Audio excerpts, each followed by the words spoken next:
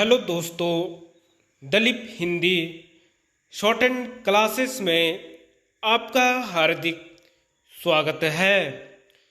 दोस्तों, आज की डिक्टेशन दैनिक जागरण की संपादकीय डिक्टेशन है।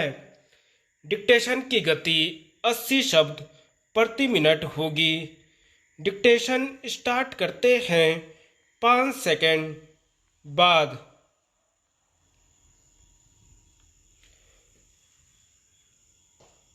प्रधानमंत्री का जवाब। प्रधानमंत्री नरेंद्र मोदी के विस्तृत संबोधन के साथ अविश्वास प्रस्ताव पर चर्चा समाप्त हो गई और उसका परिणाम वैसा ही रहा जैसा अपेक्षित था। यह हैरत की बात है कि विपक्ष सदन में अपना संख्या बल प्रदर्शित करने का साहस भी नहीं दिखा सका। इस अविश्वास प्रस्ताव के माध्यम से विपक्ष ने अपनी आक्रामकता दिखाते हुए मोदी सरकार को हर संभव तरीके से कटघरे में खड़ा करने की कोशिश तो की, लेकिन वह नाकाम ही रहा। उसकी नाकामी का कारण यह रहा कि वह तथ्यों और तर्कों से लैस नहीं था। इसी कारण वह सरकार को आईना दिखाने में सफल नहीं हो सकता। विपक्ष चर्चा के दौरान जिस तरह बिखरा बिखरा नजर आया और अपनी बात को सही तरीके से नहीं रख सका, उससे तो यही लगता है कि अविश्वास प्रस्ताव सरकार के लिए एक वरदान ही सिद्ध हुआ, क्योंकि इसके माध्यम से उसे अपनी बात आम जनता तक पहुंचाने का अवसर मिला। ऐसा नहीं है कि देश में समस्या नहीं है, लेकिन विपक्ष उन्हें समय रहते रेखांकित ही नहीं कर सका। ऐसा लगता है कि विपक्षी दल और विशेष रूप से नए गठबंधन INDIA के नेता सरकार को घेरने के लिए ढंग से तैयारी ही नहीं कर सके।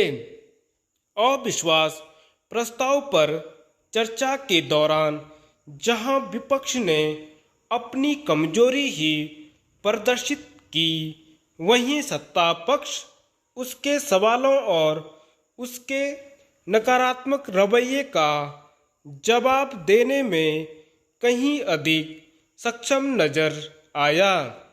पहले सत्ता पक्ष के अन्य नेताओं के साथ गृह मंत्री अमित शाह ने न केवल मणिपुर की हकीकत बताई, बल्कि इस राज्य में अतीत में हुई जाति हिंसा और उस समय की राज्य और केंद्र की सरकारों के डुलमुल रवैये को भी काफ़ी विस्तार से बयान किया।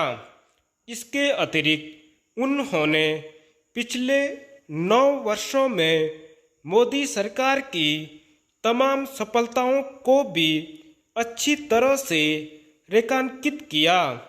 उन्होंने यह भी बताया कि पिछले कुछ वर्षों में मणिपुर समेत पूरे पूर्वोत्तर में किस तरह विकास का काम हुआ है। फिर यही काम प्रधानमंत्री ने अपने संबोधन में और अधिक प्रभावी ढंग से किया। शायद यही कारण रहा कि कई विपक्षी नेता प्रधानमंत्री के संबोधन के बीच ही सदन से बाहर चले गए। यह विचित्र है कि पहले तो विपक्षी नेता प्रधानमंत्री के वक्तव्य की मांग को लेकर संसद नहीं चलने दे रहे थे, लेकिन जब वह बोले तो वे पूरा जवाब सुनने की क्षमता नहीं दिखा सके।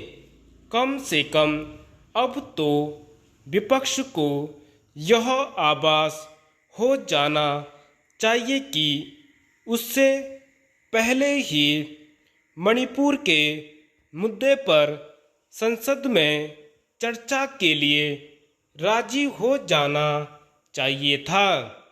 यह समझना कठिन है कि जब सरकार पहले दिन से मणिपुर पर चर्चा के लिए तैयार थी, तो विपक्ष तरह तरह के बहाने बनाकर संसद में हंगामा क्यों मचाता रहा।